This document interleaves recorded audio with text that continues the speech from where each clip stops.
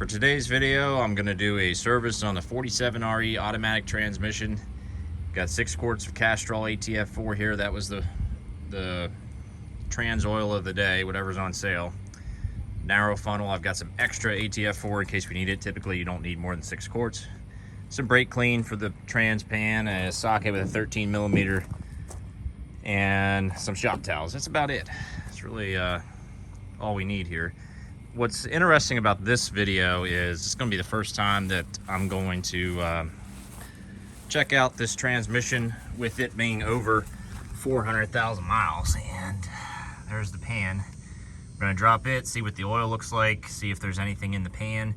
The trans is still operating pretty normal. The only exception is if you floor it, there's some slippage there. But besides that, completely normal. Over 400K, still stock. Really impressive for a Chrysler transmission. So let's get in there and drop the pan. This is usually a messy job, but I've done this so many times, it shouldn't be an issue. All right, welcome underneath of the truck. So I've got my socket wrench here, but I've also got the good old Milwaukee. And what I like to do is I like to pour, because there's going to be a lot of oil coming out of this thing once you get these pan bolts loose. Look at that. It's too bulky to fit. I'm going to do this one by hand. But I like to pour it off the front passenger side of the trans. And to do that, I just loosen the bolts around that corner first, and then I start going around the outside. And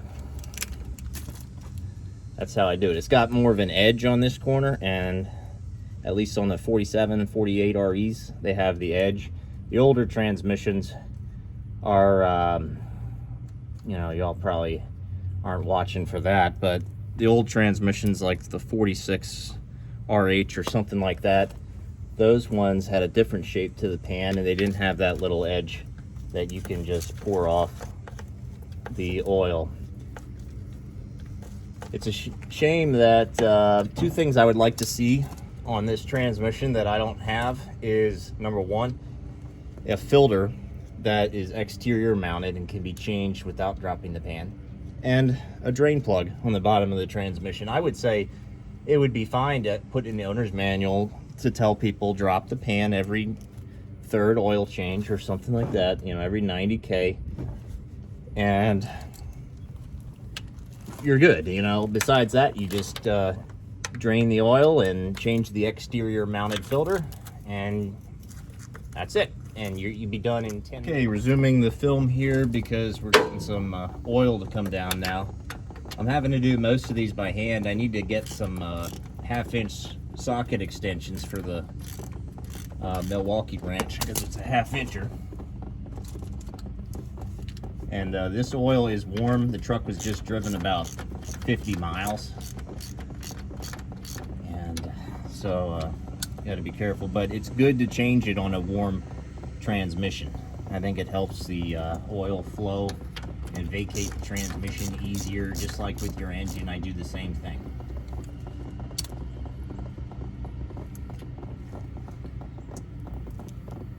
Oh. This one here I can tell was stripped. I've got pieces of aluminum on the transmission side on that bolt. That's a shame. There's 2 bolts on here that are slightly stripped. Let's see if we can get a Milwaukee on this one. Nope. Nope. Nope. There's literally about 2 bolts that you can use the Milwaukee on without a extension. Nope, this is going to be our second stripped one here. I think I can already tell that wasn't on very tight at all. They still thread, but not very good. I messed up with that about a year ago when I changed the oil, and it was a disappointment, but I have no leaks. The key is you don't want to strip the ones on the corners. That would be the worst, most likely to cause you to have a leak. All right, probably going to start to see some more flow. Here we go. Just as I had predicted. need this oil. If this bucket was about 6 inches wider, we'd be pretty well set. And if you're not ready for this, that's how it gets real messy.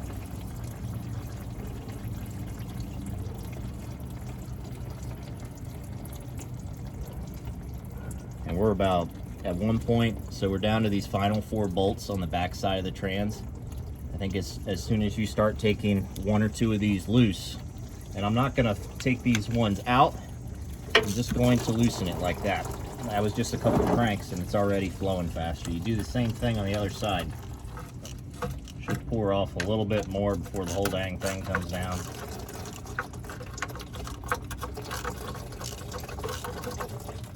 At some point, you gotta hold the bottom so this whole pan doesn't drop on you. And I do that on when there's 2 bolts left. Don't wait till there's just 1 left.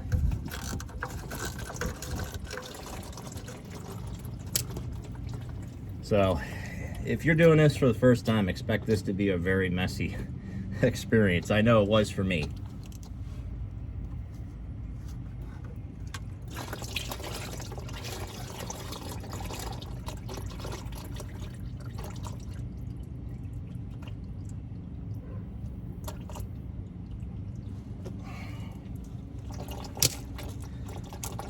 Here's a smart idea. I don't need this. It's not doing me any good anyways. Take this guy right here. It's like an oven mitt.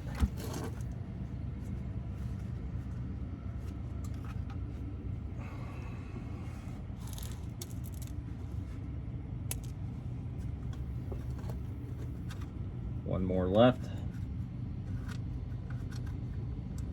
Enjoy your shoulder workout.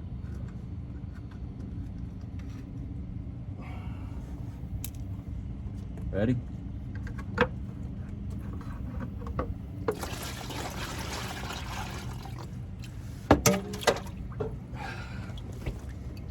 There we go.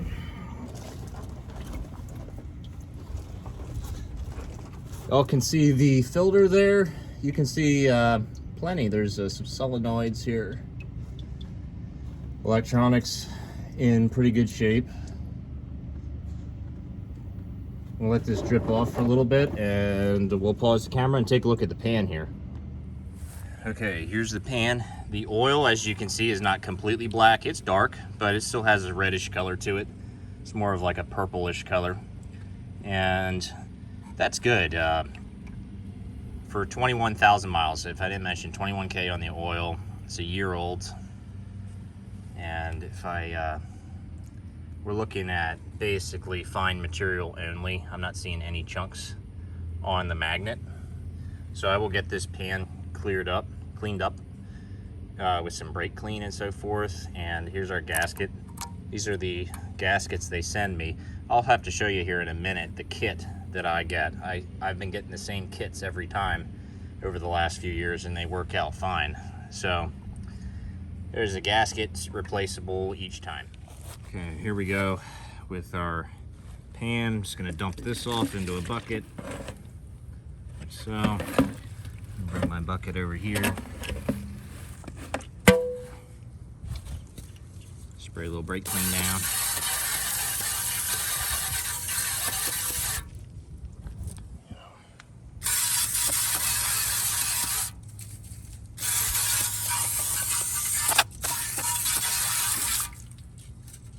And then I'll just go ahead and dump it off like so. We'll remove the got a better look at the magnet now. Get a shop towel. What the heck's going on here?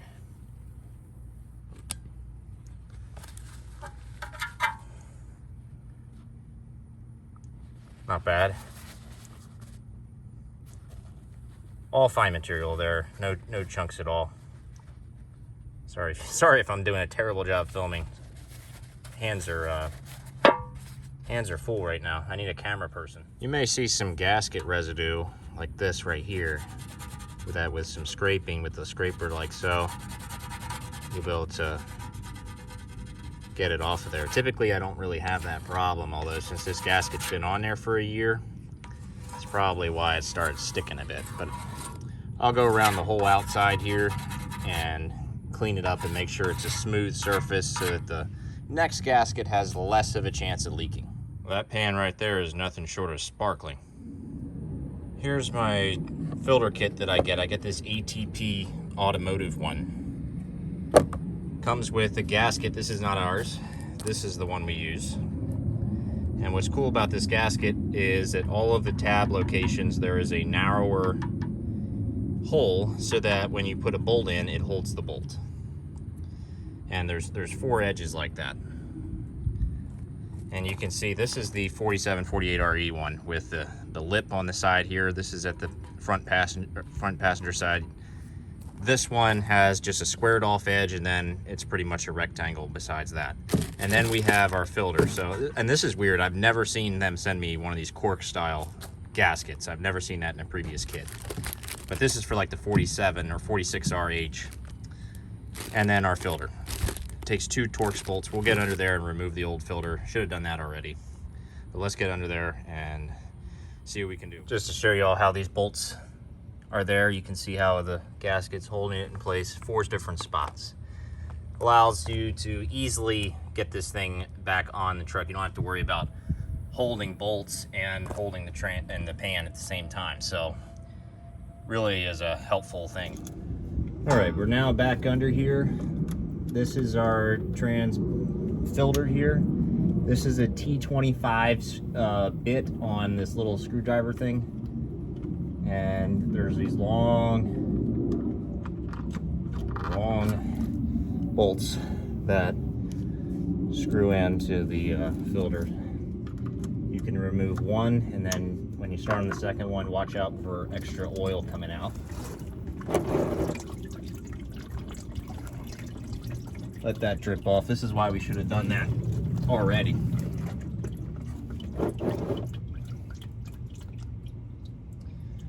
But anyways, if I was on the other side, I'd keep taking this off. These filters, I really don't think they need changed that often, but if you were to leave one on for 100 and some thousand miles, it might end up clogging up on you. But I've seen these filters have no issues with 100K on them, even though the box says change it every 16K. That's major overkill. I mean, even your oil's not supposed to be changed every 30K. Let's see if we can finish this.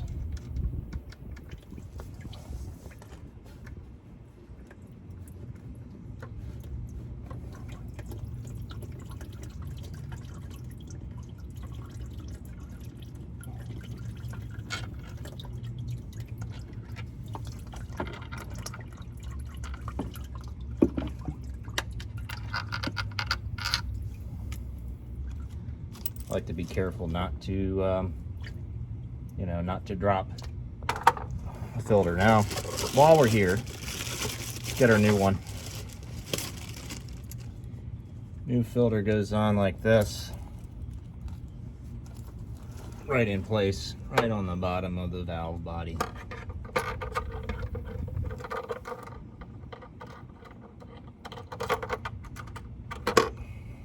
Now for this one, you do have to hold it. And then you can start threading it in.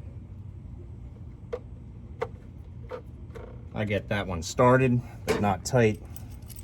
Grab the other one. And then this one I bring all the way tight. Once it's lined up, you gotta, filter's still pivoting on this one bolt.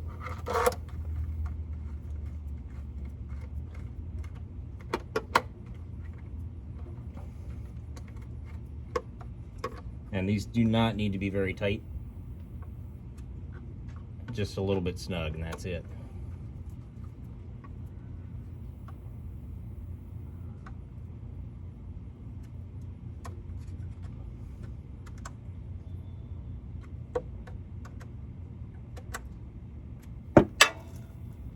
That's going nowhere.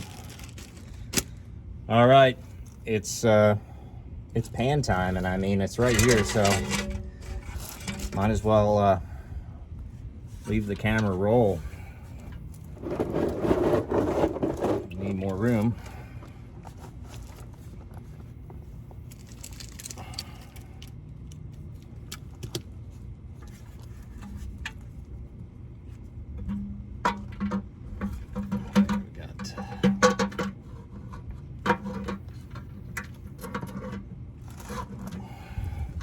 The key is to get like 2 of these on, and then you're good.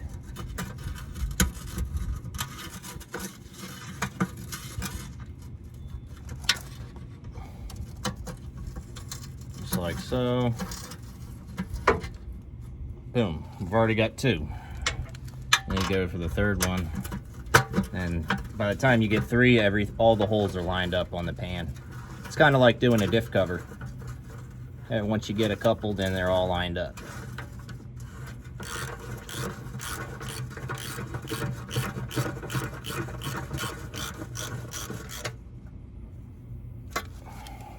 $12 foot-pounds. That's about all they go down to. All right, before I even do anything with firing the truck up and putting in neutral and so forth, I'll add 5 quarts now. I used to start with 4 and then check on it. It's gonna take about 6 quarts, and I'm filling it on the passenger side of the truck at the trans dipstick. All the Chrysler transmissions are on the passenger side traditionally. There's 1 quart already. Repeat this for the next 4 more quarts.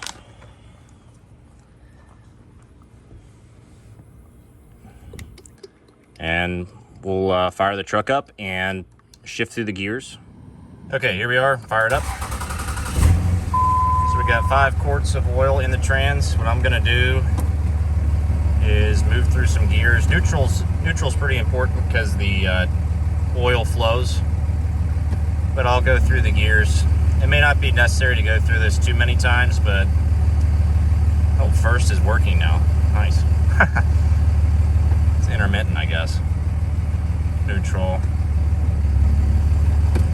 And then what I'll do is I'll get out and check the oil level now and see where it's at. It's probably going to be a little bit low.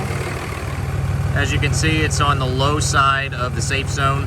Probably going to need another at least half to 3/4 of a quart, maybe a full quart here. Taking a peek underneath, went on a test drive, no leaks here. So it ended up taking 5.5 quarts, and we're back on the road again. I'll say, pretty impressed with the pan. Transmission seems to be just running really well for its mileage. We'll just keep on trucking and see how far we can go. I thought this trans was actually going to be done for by 200K. Then 200 came around, then 300 came around, then 400 came around. Who knows, maybe we'll see 500 here. Well, we'll keep on driving, see what happens. Y'all have a good one. See you next time.